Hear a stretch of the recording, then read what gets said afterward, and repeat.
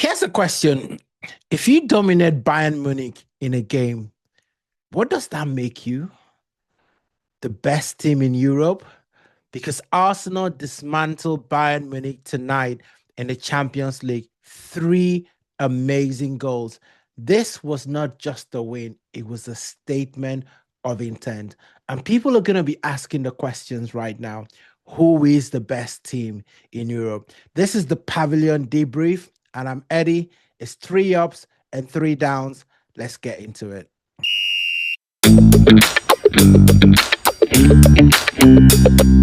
Okay, let's start with the first up in this game.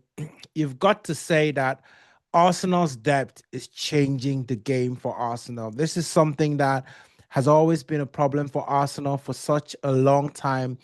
Arsenal getting right there in March and May and just running out of steam, running out of gas, to take things over on the finishing line.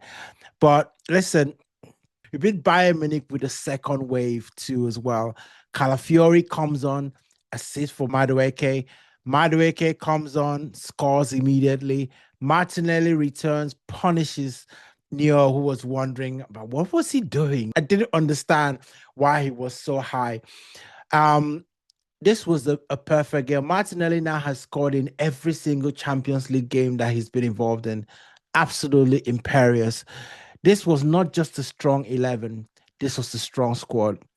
That actually brings me to my second up in this game, that midfield.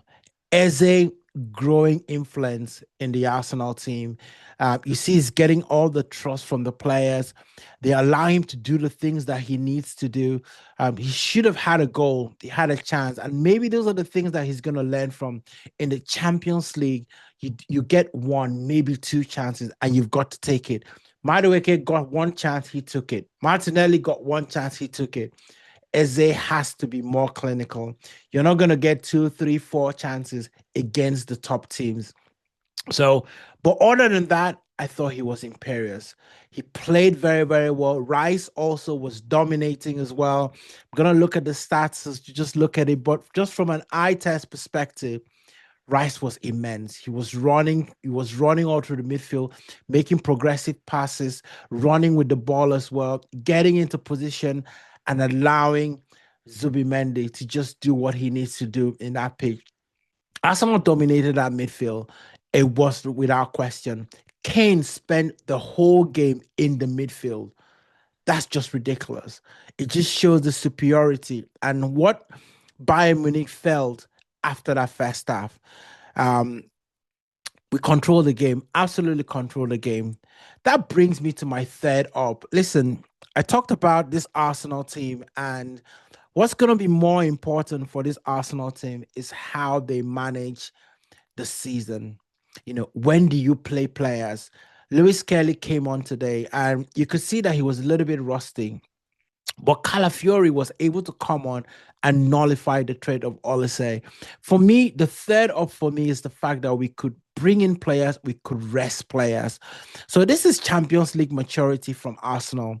For me, that has been missing, right? We don't always have to play every single player to the end. For years, we've been complaining about the minutes that Saka gets.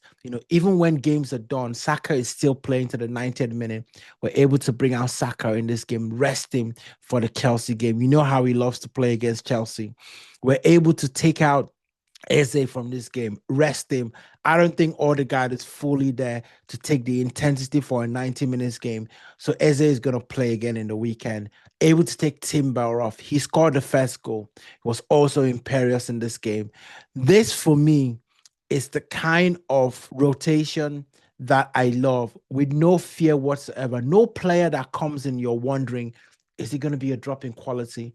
Arsenal have been imperious and absolutely, absolutely love this. Okay, in this show, we talk about three ups and we talk about three downs. And the three downs is always one of those marginal things that Arsenal can improve on. And I know it was an amazing game today, but we've got to look at a couple of things that we can improve on. Okay, the first one for me is that the Carl's first half goal. Come on. Okay, Arsenal were comfortable at 1-0. Carl's goal knocked in the moment a little bit, and it took away what was a control 45 minutes. And 45 minutes that we scored a goal from a set piece, which seemed like our only route to goal.